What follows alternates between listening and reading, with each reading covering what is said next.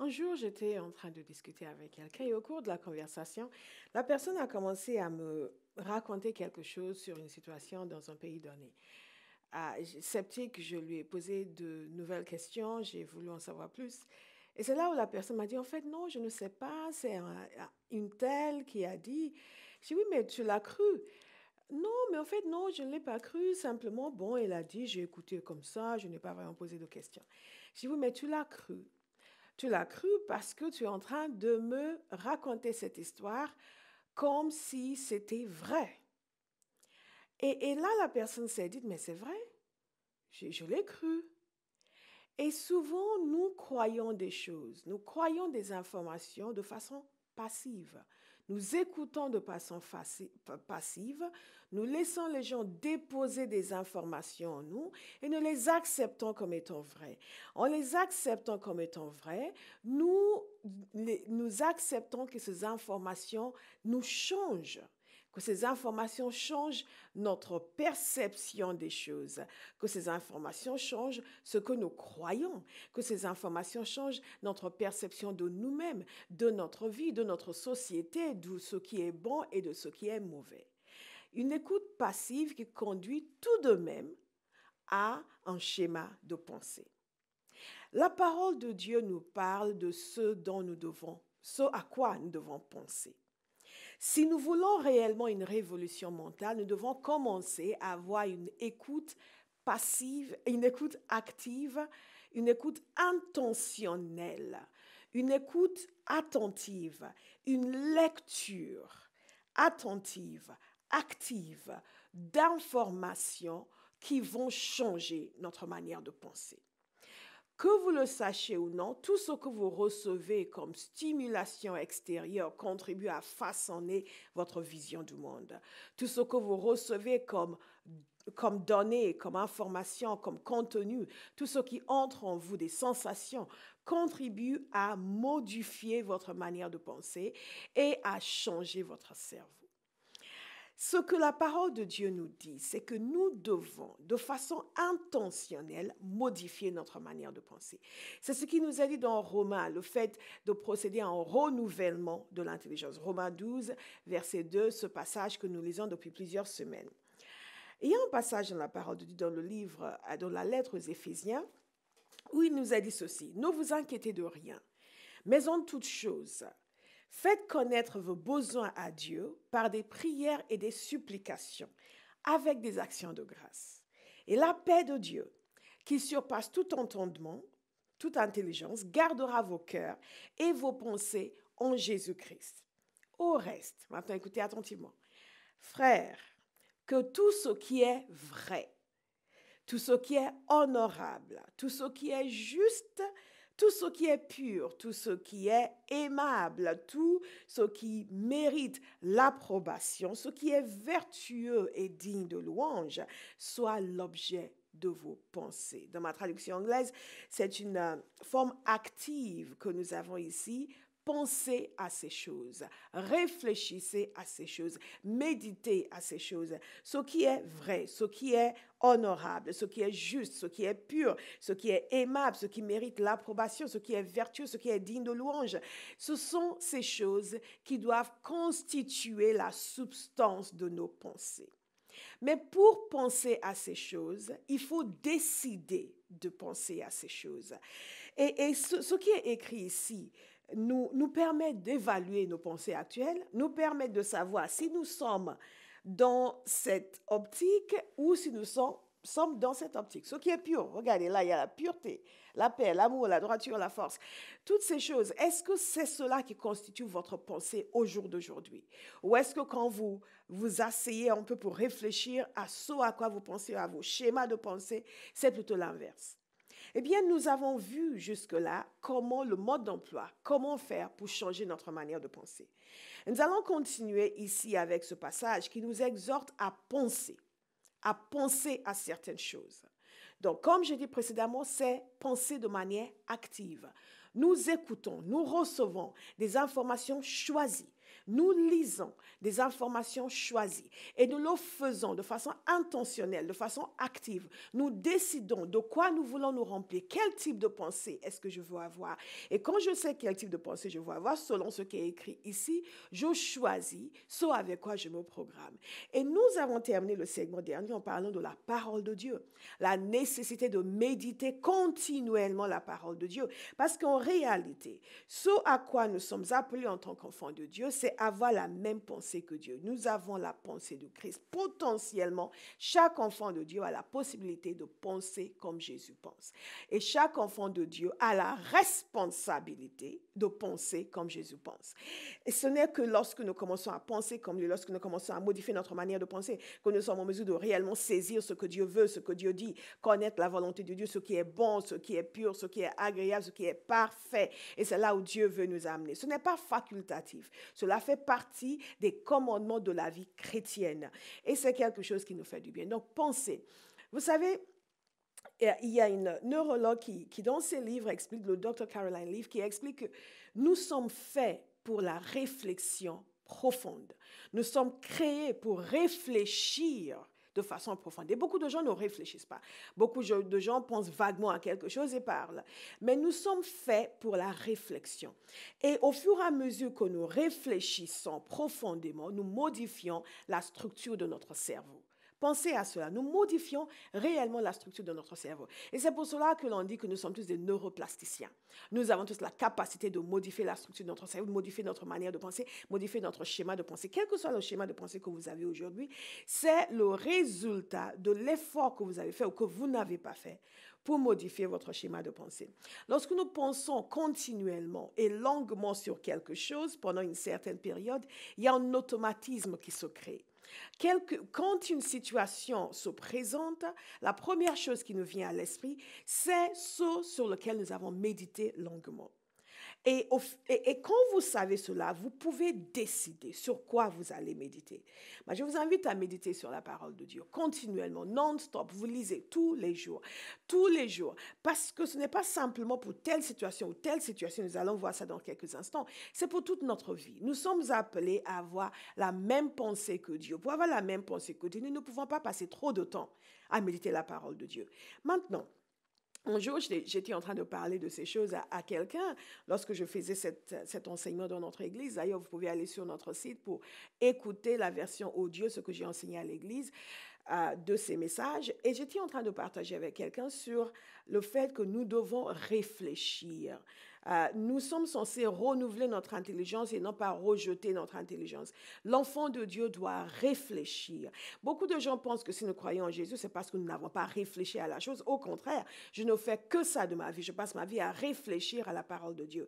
Et je me rends compte souvent quand je parle avec des gens qui disent qu'ils ne croient pas en Dieu, c'est qu'ils n'y ont pas vraiment réfléchi. Il y a quelques individus ici et là qui ont réfléchi et qui sont un peu comme les stars, qui disent à tous les autres athées ce qu'il convient de penser et comment ridiculiser les chrétiens. Mais la majorité des athées que je rencontre n'y ont pas vraiment réfléchi. Ils ont juste adopté cette position parce que ça leur convient. Quand je discute avec eux, que l'on commence à poser des questions, ils commencent avec un petit mépris en pensant que moi, je n'y ai pas réfléchi. Parce que quand on réfléchit, les gens qui réfléchissent ne peuvent pas croire en Dieu, mais c'est tout le contraire. Je suis persuadée que quand on a une vraie réflexion profonde, on ne peut qu'arriver à la conclusion que Dieu existe. J'en suis persuadée. Je passe ma vie à réfléchir à ces choses.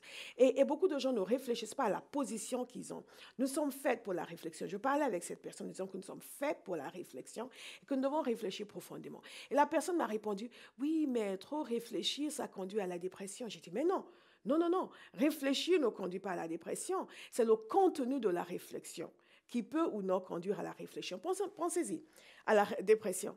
Quand vous pensez à ce qui est vrai, ce qui est honorable, à ce qui est bon, ce qui est agréable, ce qui est juste, ce qui est digne de louange, ce qui est digne de foi, ce qui mérite l'approbation, ce qui est vertueux, vous pouvez difficilement vous déprimer en pensant à cela. C'est tout le contraire. Parce que déjà, penser à ce qui est vrai, c'est penser à Jésus. Il est le chemin, la vérité et la vie. Vous ne pouvez absolument pas vous déprimer en pensant à Jésus. Je mets quiconque au défi de s'asseoir pendant 5 heures et penser à Jésus. Vous allez vous lever rempli de vie, rempli de joie, rempli de la révélation de Jésus et avec une envie folle de faire la volonté de Dieu. La réflexion Donc, ce sont des erreurs que les gens font en pensant que nous ne sommes pas censés réfléchir. Ils vous disent, oui, mais il faut croire. Oui, mais la foi n'exclut pas la réflexion. Au contraire, je suis persuadée que la vraie réflexion conduit à la foi. Sinon, la parole de Dieu ne dirait pas de réfléchir. Pensez à ces choses, réfléchissez à ces choses, que ces choses soient l'objet de votre méditation, de vos pensées. Comment est-ce que nous faisons pour changer notre manière de penser? Nous devons savoir que ce que Dieu veut, c'est que nous puissions façonner notre pensée au sujet de Dieu, au sujet de nous-mêmes et au sujet des autres, de telle sorte que notre pensée corresponde à la pensée de Dieu. Pensez à Dieu comme Dieu est réellement. Pensez aux autres comme Dieu pense des autres. Pensez des autres ce que Dieu pense des autres. Pensez de nous-mêmes ce que Dieu pense de nous-mêmes. En fait, c'est ça l'objectif, avoir une pensée identique à celle du Seigneur. Et moi, j'encourage souvent les gens à dire, il y a différentes manières de méditer la parole de Dieu. Nous pouvons méditer la parole de Dieu sur des choses spécifiques. Parfois, nous traitons la parole de Dieu comme des fortune cookies. Vous savez, quand vous allez dans les restaurants chinois, ils vous donnent votre petit cookie et vous ouvrez, il y a un petit papier à l'intérieur avec une petite parole de sagesse. Et les gens peuvent traiter la Bible comme cela. Nous allons ouvrir, trouver un petit verset. Où je suis descendu au jardin des noyers. Où j'ai une parole, je dois avoir un jardin. Non, non, pas du tout. Où nous pouvons méditer le sens de la parole de Dieu. Quand je parle du sens de la parole de Dieu, je parle de l'évangile. Nous devons prendre du temps pour méditer sur l'évangile, cette bonne nouvelle. En quoi consiste cette bonne nouvelle? La rédemption. En quoi consiste la rédemption? Si vous méditez longuement sur l'évangile, vous méditez longuement sur la personne de Jésus, il se passe quelque chose d'extraordinaire dans votre schéma de pensée. Il y a des choses qui tombent, qui sont démantelées. Et toute cette hostilité que les gens ont vis-à-vis de Dieu, ou la méfiance, nous avons la méfiance ici quelque part, la méfiance que les gens peuvent avoir vis-à-vis de Dieu, même en étant chrétien, ou même la peur et les angoisses de la vie disparaissent au fur et à mesure que vous méditez sur la personne de Jésus.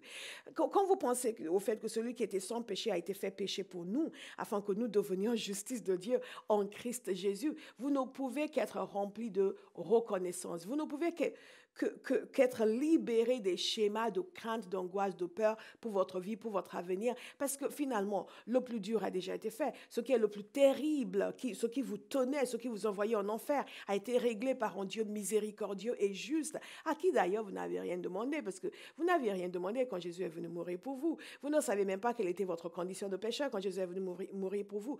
Vous comprenez? La méditation sur la personne du Christ, sur son don ineffable, sur l'amour de Dieu, sur la nature de Dieu, fait tomber tellement de schémas négatifs et amène une vraie révélation et amène la confiance, la paix, la douceur, la joie, la maîtrise de soi, l'assurance, le courage et l'obéissance. Parce que quand vous méditez sur la nature de Dieu, ce Dieu si miséricordieux, ce Dieu si bon, ce Dieu si généreux, vous ne pouvez qu'avoir envie de lui obéir. Toute la rébellion disparaît. Vous commencez à prendre conscience de la vie merveilleuse que vous avez en Jésus. Sur quoi devons-nous méditer lorsque nous lisons la parole de Dieu? Nous méditons sur l'identité que nous avons en Christ. L'identité de ces gens qui étaient pécheurs, qui, Romains 1, 28, nous montre à quel point nous étions mauvais, médisants, cupides.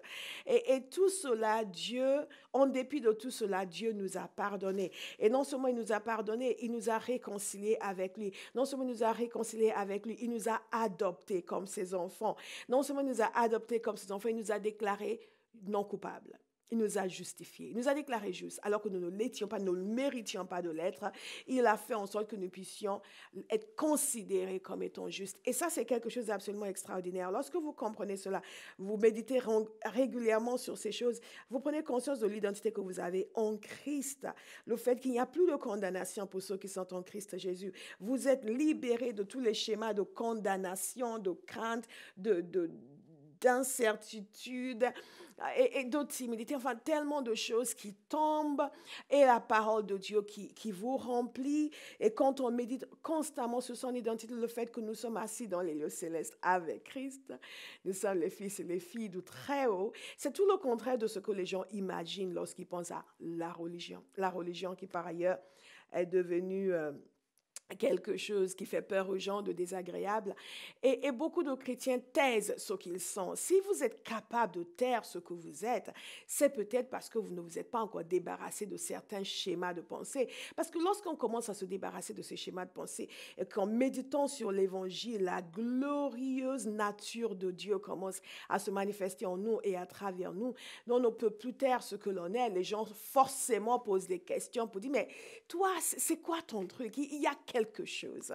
Et je déclare sur quelqu'un qui me regarde aujourd'hui que les gens vont vous regarder et vont dire, ah, il y a quelque chose. Lui, il est différent. Elle est différente. Donc, méditez sur l'évangile, méditez sur Jésus, sur l'amour de Dieu, sur le pardon, sur votre identité en Christ, la relation que vous avez avec Dieu, sur la mission de Jésus sur la terre et la part que vous avez dans la mission de Jésus sur la terre.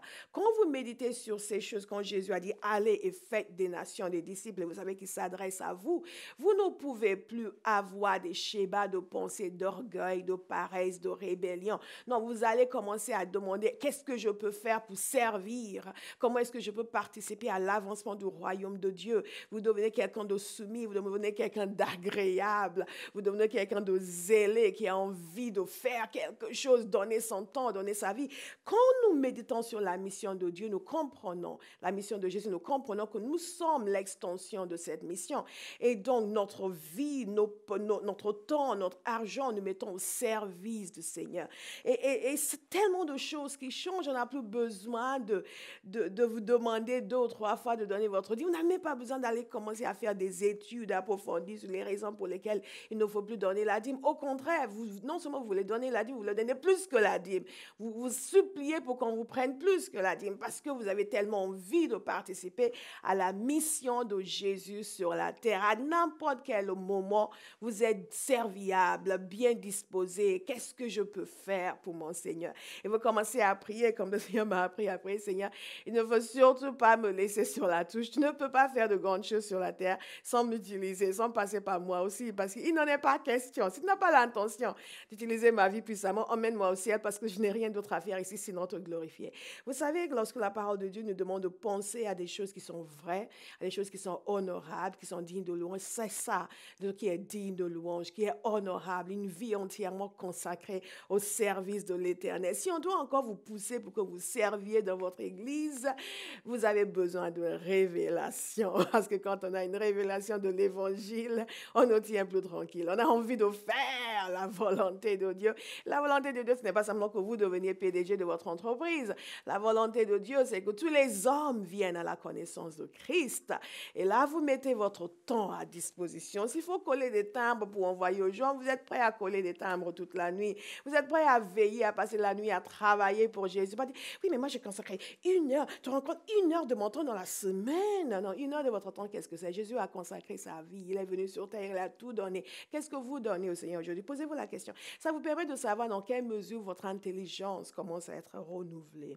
Quelle est l'utilité de votre vie dans le royaume de Dieu? Au fur et à mesure que l'on médite sur l'évangile, on devient utile au Seigneur.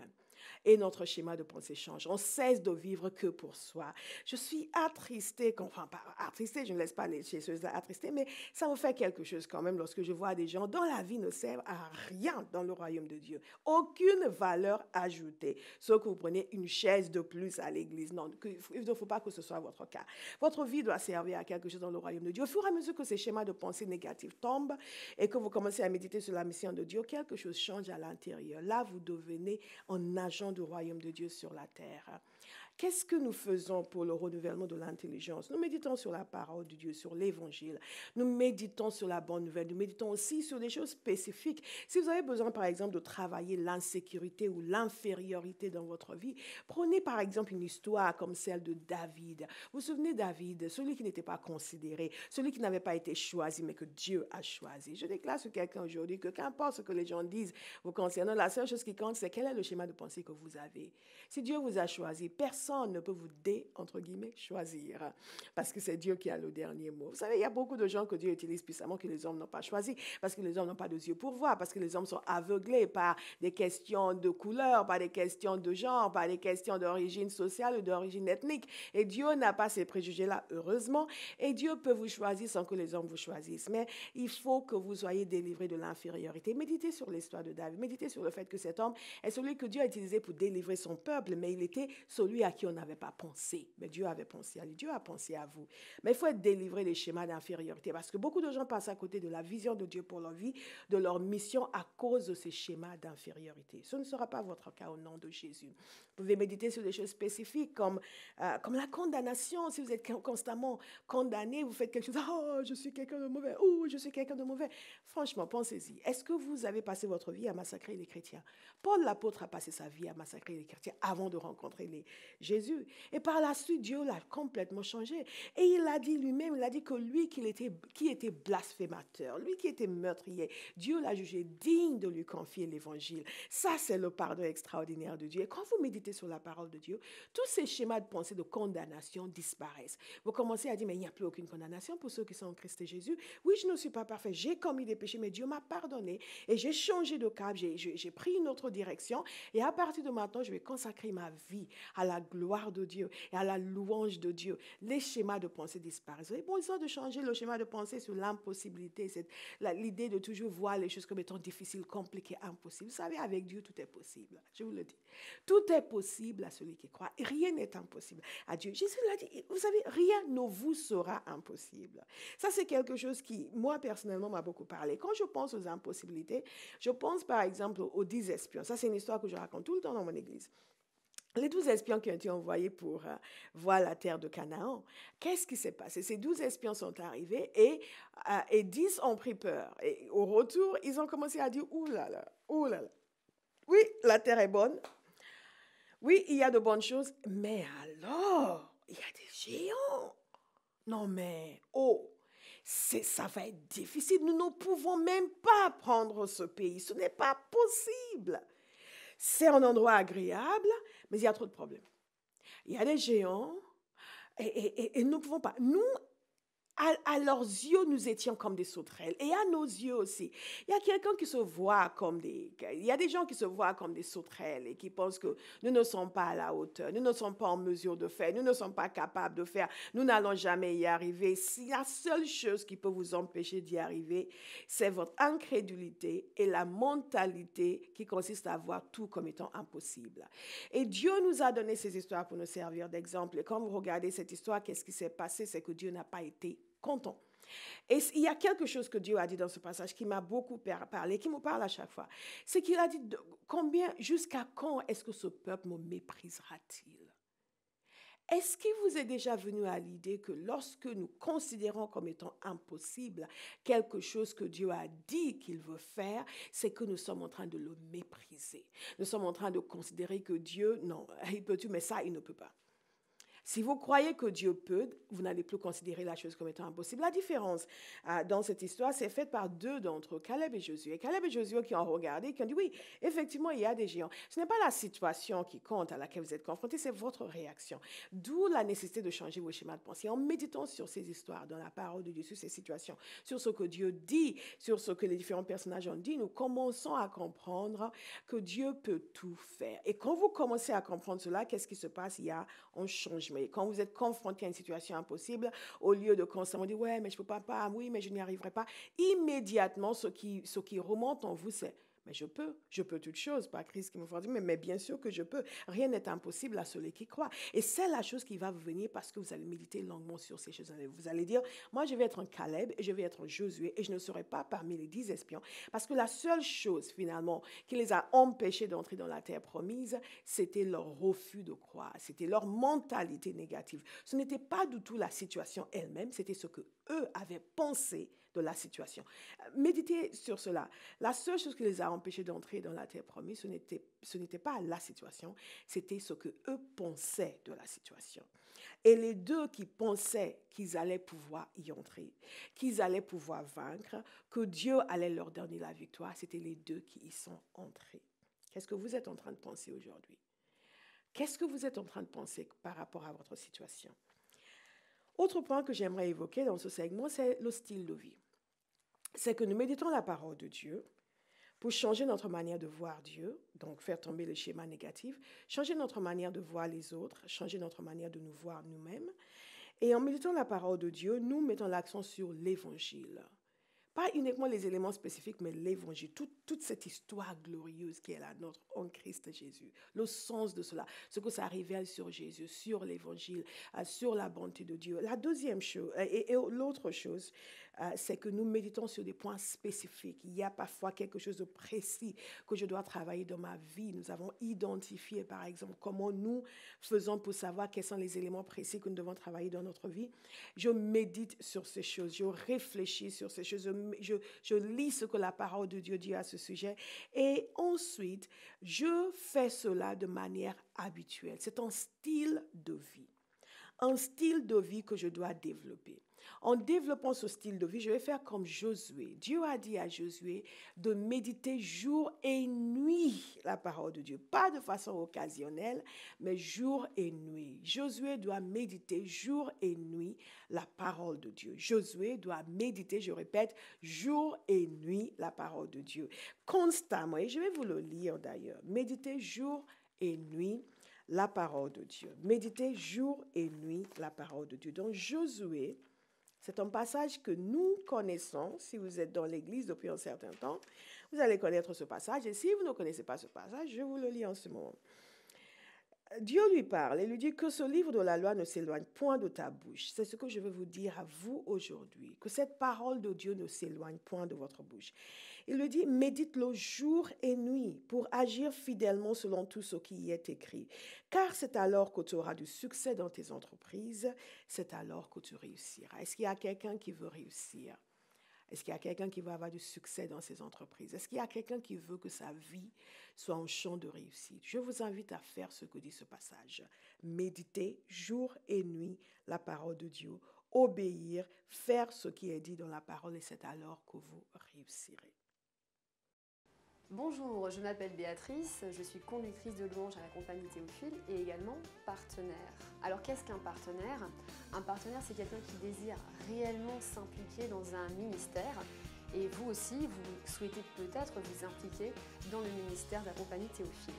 Vous pouvez être partenaire de prière en vous engageant à prier régulièrement pour Pasteur Bola et toute son équipe.